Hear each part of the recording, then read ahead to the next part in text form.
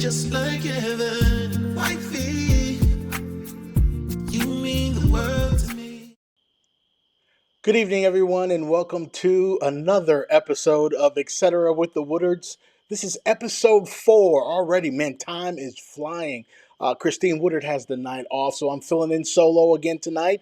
No biggie. We got some great content to talk about. I'm hailing out of Tampa, Florida, and of course, man, what a weekend we have had so far down here in Tampa, Florida. So you guys know what March 21st is. March 21st is 321. 321 is World Down Syndrome Day. Now, for those that are new to the show, new to the podcast, I am the executive director and president of the Down Syndrome Association of Tampa Bay. So, a lot of local things that go on down here we talk about, but we talk about a lot of current events nationwide as well.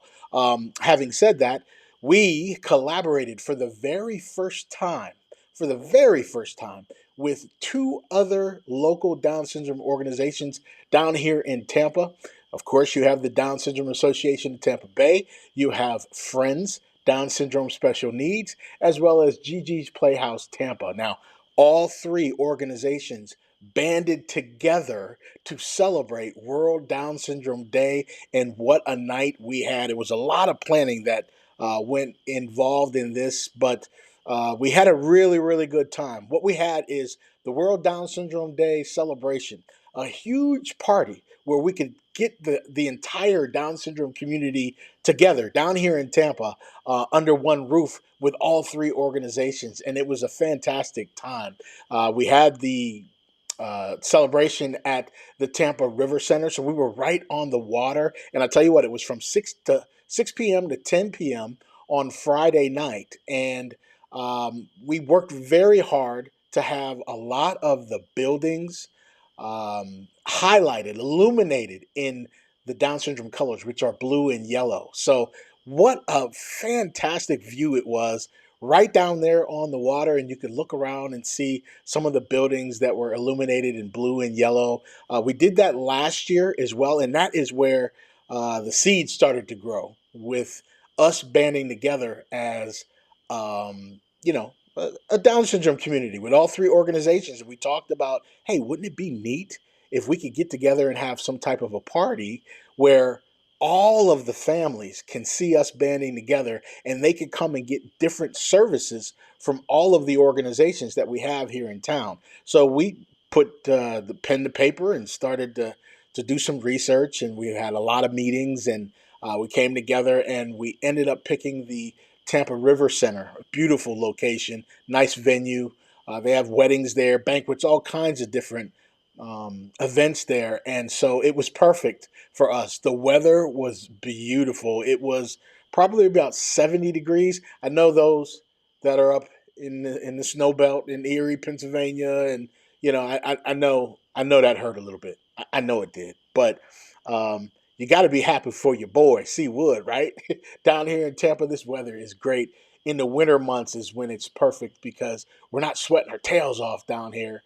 It feels really, really good. It gets down in the 40s at night and then in the mid 70s and 80s during the day. So in March is a beautiful month for weather down here. And Friday night, it was spectacular. We had a sellout crowd of probably 250 to 300 people were in there when you put in all the vendors and everyone that actually volunteered and worked the event, and it was incredible. I have to give a shout out to the Buccalo Foundation, the Buccalo Family Foundation.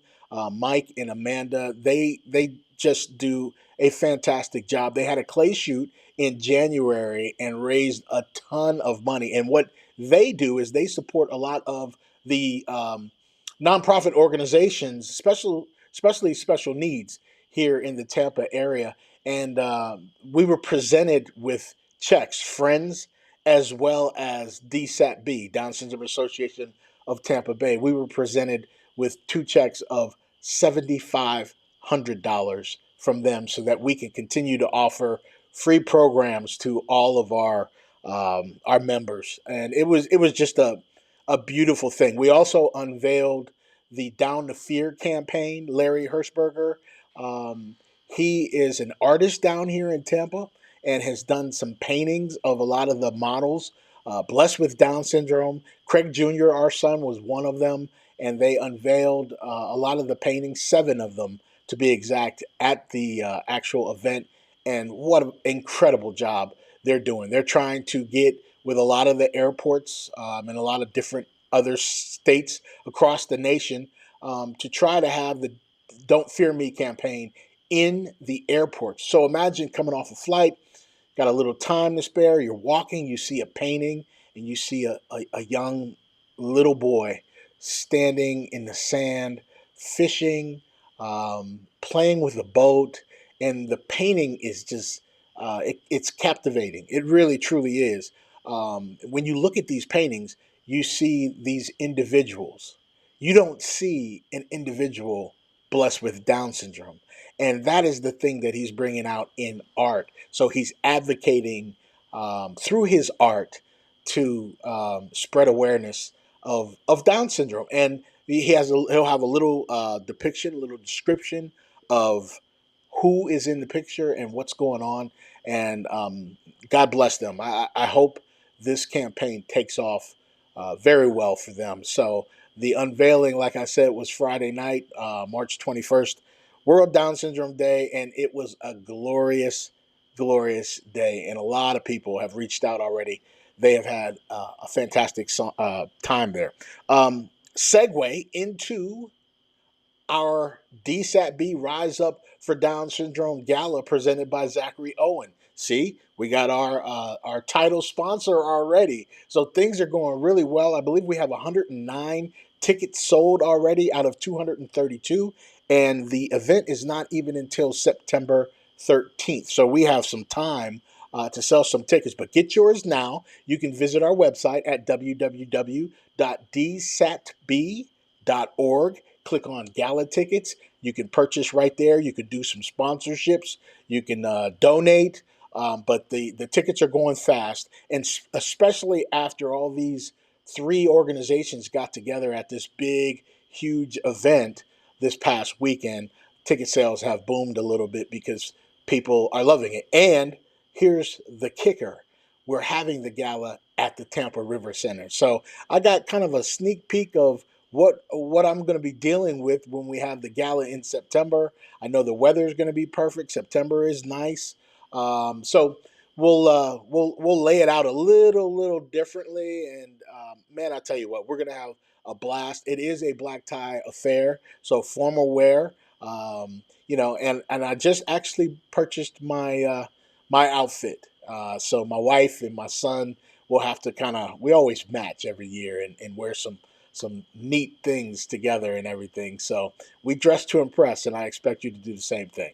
All right. So for tickets, again, www.dsatb.org for the gala. Now, just going through kind of the rundown of the gala, what we do every year is we try to um, recognize a lot of local people for a lot of the good that they do here in the community. We try to pick a couple local celebrities as well as just the everyday Joe that is just as important.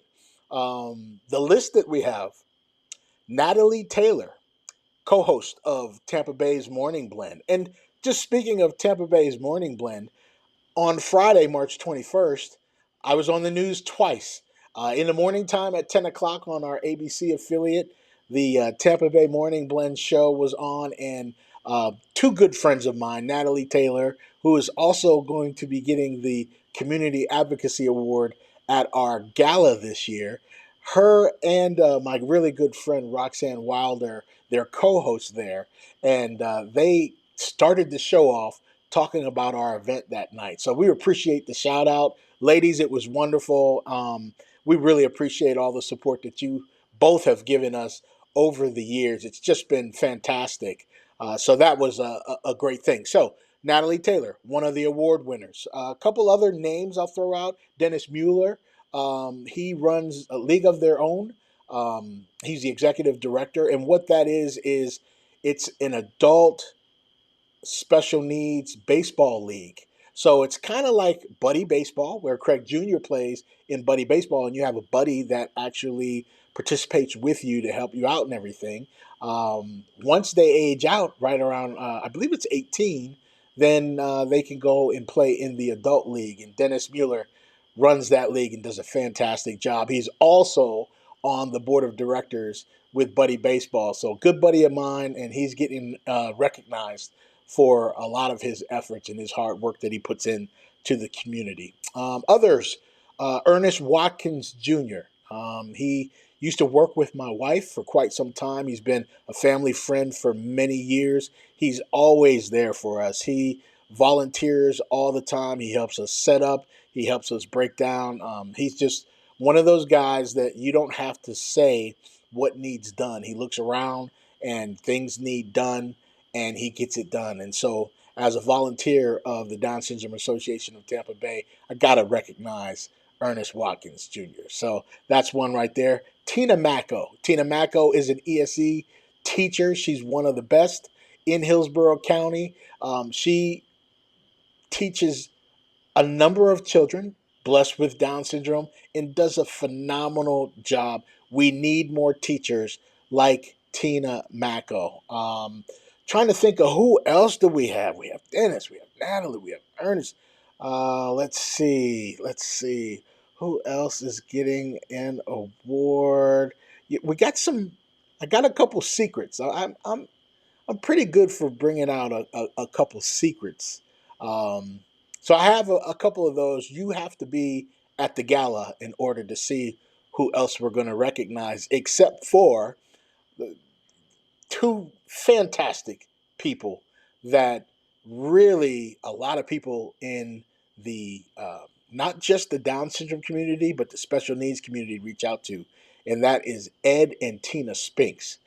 These two run a law firm, and they are just brilliant. They did a workshop for us talking about elder law and guardianship and all of those important things that you got to know to get done for your children before they turn the age of 18. Because once they're 18, they're adults. So you can't make certain decisions for them unless you have guardianship.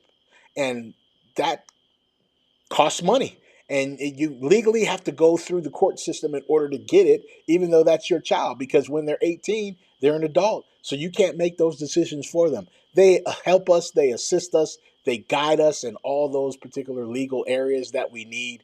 And fantastic, fantastic family.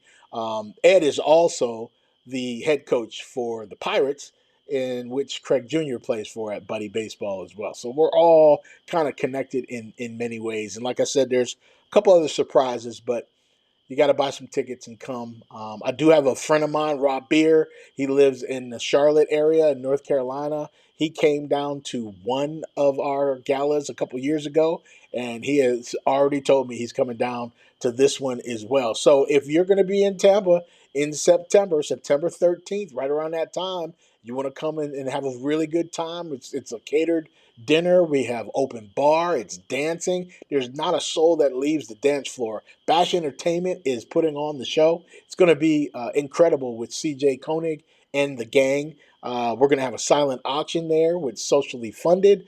Natasha's going to be there as well with the We Poppin' 360 photo booth, which is a huge hit. I mean, you name it, we're going to have it there, and it's going to be fun, and you guys are going to really enjoy yourself. So again, for tickets, please visit www.dsatb.org. Click on Gala Tickets. You can go down there, purchase your tickets. If you go below that, you can see a video of one of the galas and what the gala entails.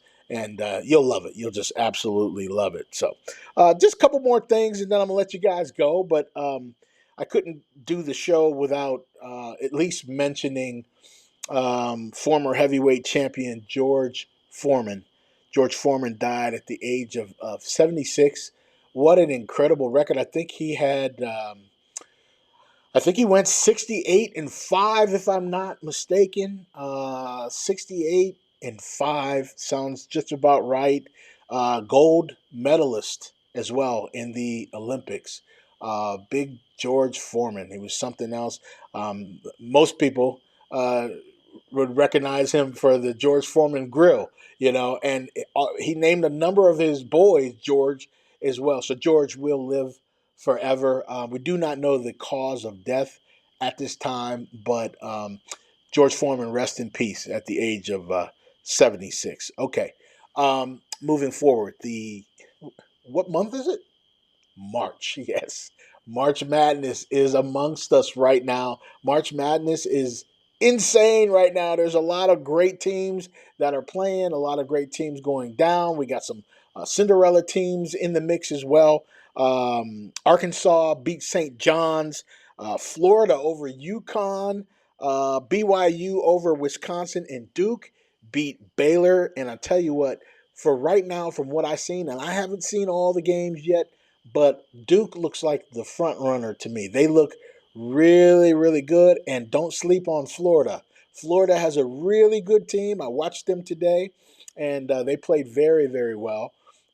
They could surprise some people and go pretty deep. I believe the Sweet 16 is next, and so there's 32 teams in the Sweet 16, and they're just going to be, moving on to that national championship each round. So each round is going to get thicker and thicker and more competitive. But this is what basketball is all about. And I got to be honest, I don't watch much of college basketball throughout the year. I don't watch much of the NBA season in the regular season either. And they're trying to make it more exciting as far as the NBA is concerned. But March Madness is definitely a fantastic time to watch some basketball, and NBA playoffs doesn't get better than that. That's when those guys really need to play. They've started some different things to try to make the NBA season a little bit more competitive and get those guys playing a little bit more. And not like the money should make them play, right? But yeah, so playoff ball on the college level and the NBA on the professional level is exciting. And I tell you what, the girls basketball is in full swing as well. March Madness for those ladies, they look really good. UConn, I believe, is going to be the favorite. We'll see what happens, but yeah, it's going to be some really good ball. So definitely tune in to March Madness, everyone. Okay. Last but not least, I wanted to talk about this. I saw a post on social media where the KKK, they're celebrating their 160th anniversary this year. 160th anniversary of the KKK. Um, it's 2025, and it is surreal to think that an organization like that still remains.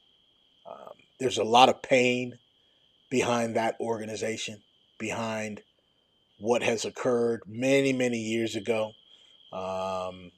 what my ancestors have gone through. Um, I don't want to get political about anything, but when they say "Make America Great Again," um, who are they making America great for? What time period are you talking about? Um, America has not been great for many people. Um, we have a long way to go. We have a long way to go. The civil rights movement was in the 60s. Um, and here we are, what is that, 50, 60 years later, and we still have white police officers killing unarmed black men. We have protests, we have silent protests. We're trying to spread awareness. A lot of others are trying to spread awareness. And it seems like these quote unquote accidents continue to happen. And they are just now really getting around to starting to hold some people responsible. We can go back to the 90s where Rodney King clearly was beaten on camera, and those police officers were not found guilty. Um, That caused a lot of the uprising in LA. There's been a lot of things that have occurred in the past. Emmett Till, to be for an example. If you don't know who Emmett Till is, but he was a young child from Chicago visiting family members down south, and he went into a store, which was a white-owned store, and made some type of a innocent gesture to the owner, the wife of the store, and walked out. And later on that day, a bunch of white guys came looking for him, found him, and beat him, and um, just destroyed this little boy, and brutally murdered him. Um, these gentlemen were arrested and put on trial, and there was an all-white jury, and they were vindicated. Um, you know, we still see the pictures. His mom chose to have an open casket, and there's pictures on the internet. You can just Google Emmett Till. There's a lot of examples of racism that still exist, and to know that there's still an organization out there that, how can I say it, thrives off of supremacy. Um, it's just very hurtful. Um, you know, uh, Going back to 2008, my grandfather Woodard, he passed away on July 23rd, 2008. That happens to be my middle son's birthday. Um, Jordan turned 7 that day when my grandfather passed away. Later that election period in November, Barack Obama was voted in as the first African American president, and um, I woke my kids up, Dante and Jordan, and sat them next to me, and we watched his acceptance on TV, and I cried. And they wondered why I was crying, and then I explained it to them, and I explained how happy my grandfather Woodard would have been to see that there was an African American in the White House. Um, we've come a long way. We have a long way to go. Um, but here's the great thing, you know, uh, all the black people in the country could have voted for President Obama, and he would not have been the president. There was so much diversity behind his election. It was crazy. The world was coming together. When you looked at his cabinet and you looked at the people that worked in the White House, there was diversity. There were white people and black people and Asians and Hispanic. I mean, there was everybody, a huge mixture, and we've lost that. And so we have to get it back. We have to make sure that we are kind to one another. There's road rage out there, and um, people can say some choice words and throw names around, and they feel that it's okay to say certain things and to be a certain way. Um, and it's because that comes from up top, that it's acceptable from up top, and it's not acceptable. That's the only way that we can beat or diffuse racism.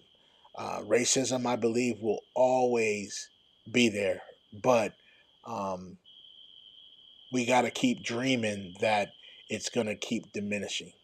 And it takes us all to talk about it and to be about it and to live, you know, good, pure lives, and to teach our kids to play with kids that don't look like them. And, my son was blessed with Down syndrome. Teach your kid to play with mine. I can teach mine to play with yours, no matter what color or condition they're in. It starts at home. And we don't need someone to tell us how to do that. And I think if everyone does that, it's going to be a better world.